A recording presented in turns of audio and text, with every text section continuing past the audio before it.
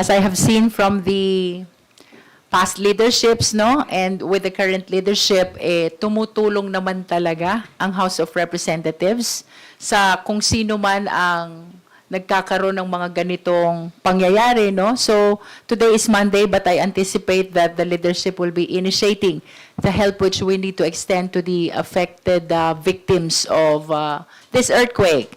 I understand that part of the affected area is the district of our Senior Deputy Speaker, Dinan Hernandez.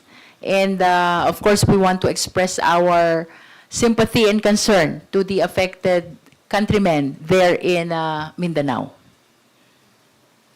Our hearts go out to all the victims of the disaster, and we will do everything we can to provide assistance and support to all of them. Sa bahagi natin, naaalarma tayo na nangyari to on the first day of school ng ating mga kabataan, mga estudyante sa public, elementary, and high school. So hinihiling natin, no, and we're working towards, no, ensuring yung safety ng lahat, lalo na't ng mga anak na syempre nandito ngayon, dapat nagsisimula ng pag-aaral, pero may gantong kalamidad na nangyari.